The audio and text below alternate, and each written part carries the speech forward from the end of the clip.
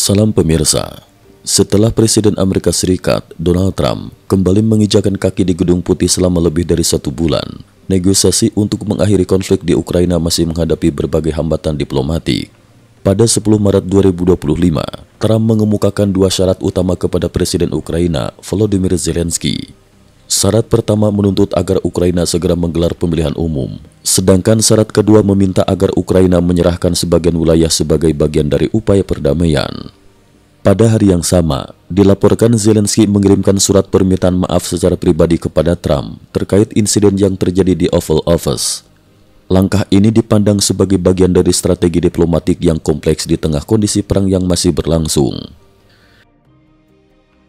Intrik intelijen dan keterlibatan Korea dalam konflik. Informasi intelijen mengungkapkan dimensi baru dalam konflik Rusia-Ukraina yang ternyata melibatkan 5 negara, Amerika Serikat, Rusia, Ukraina, Korea Selatan, dan Korea Utara. Fakta mengejutkan ini, yang bahkan tidak diketahui oleh pihak intelijen Korea Selatan, mengungkap bahwa situasi di medan perang semakin rumit. Di wilayah Kursk, tentara Ukraina menghadapi kesulitan yang signifikan, mulai dari kekurangan amunisi, suplai logistik yang terbatas, hingga kekurangan pasukan cadangan.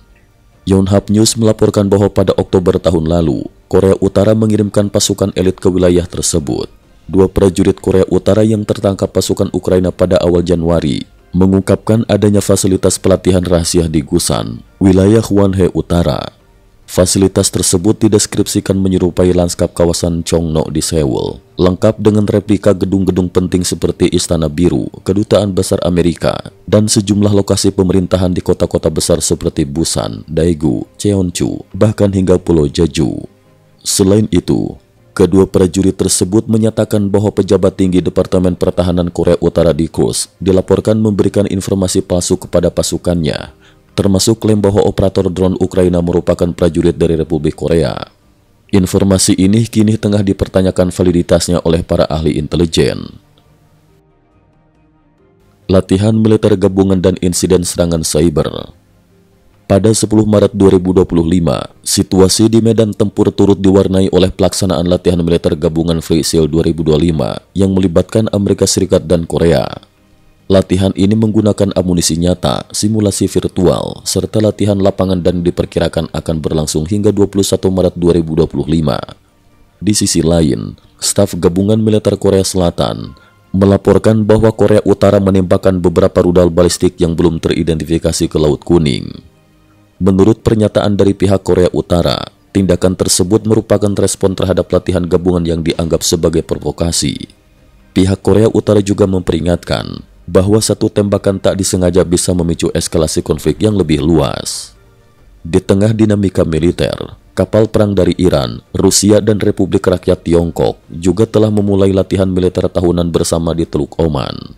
Menanggapi hal tersebut, Presiden Trump menyatakan dengan tegas bahwa Amerika Serikat lebih kuat dan lebih berdaya dibandingkan mereka semua, sambil mengingatkan tentang senjata super yang dimiliki oleh AS, yang diklaim belum pernah dilihat oleh China maupun Rusia. Tak hanya di medan fisik, konflik juga merambah ke ranah digital. Platform media sosial X mengalami gangguan besar pada 10 Maret 2025 dengan banyak pengguna melaporkan kesulitan dalam proses login dan loading. Elon Musk mengungkapkan bahwa serangan cyber tersebut melibatkan sumber daya yang sangat besar. Investigasi awal mengindikasikan bahwa alamat IP penyerang berasal dari Ukraina. Data dari situs pelacak DroneDetector.com mencatat gangguan terjadi 2 kali pada pagi hari dan 1 kali pada tengah hari, dengan 56% masalah terjadi pada aplikasi mobile dan 33% pada versi web. Kelompok peretas Darkstrom kemudian mengklaim bertanggung jawab atas serangan tersebut dengan motif geopolitik serta dukungan terhadap Hamas. Beberapa analis menduga bahwa serangan ini juga melibatkan aktor negara. Isu nuklir dan upaya pengembangan senjata di tengah konflik. Di tengah ketegangan konflik, situasi di Ukraina semakin memanas dengan laporan dari Badan Keamanan Nasional yang menyebutkan bahwa Ukraina tengah mengoperasikan reaktor B2 di pembangkit listrik nuklir Ryun.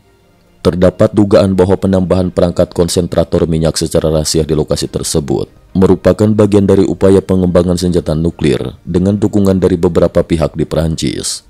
Perjanjian antara perusahaan nuklir nasional Ukraina dan perusahaan bahan bakar nuklir Prancis, Orano, yang ditandatangani pada 7 Maret, berfokus pada diverifikasi pasokan bahan bakar untuk meningkatkan keamanan dan kemandirian energi. Pembangkit Ryun, yang hanya berjarak 48 km dari perbatasan Belarus, diketahui menyimpan cadangan minyak senjata yang cukup untuk memproduksi 4 hingga 6 hulu ledak nuklir tipe balistik. Menanggapi potensi eskalasi tersebut, Direktur Jenderal Badan Energi Atom Internasional segera mengirimkan surat peringatan kepada Kiev guna mencegah sanksi internasional yang bisa berdampak serius terhadap stabilitas kawasan. Sementara itu, kondisi di medan perang juga menunjukkan adanya gangguan komunikasi di wilayah Kursk yang mengakibatkan penurunan kemampuan persepsi medan perang serta ketepatan serangan artileri pasukan Ukraina. Di sisi lain, laporan juga menyebutkan bahwa kerugian unit tank pasukan Rusia mengalami penurunan signifikan. Cukup sekian dulu, terima kasih atas perhatiannya. IT News juga memiliki channel di platform kancing.com. Mohon kunjungan dan bantu subscribe agar bisa mengikuti perkembangan dunia tanpa batas. Terima kasih. Link kancing ada di dalam description.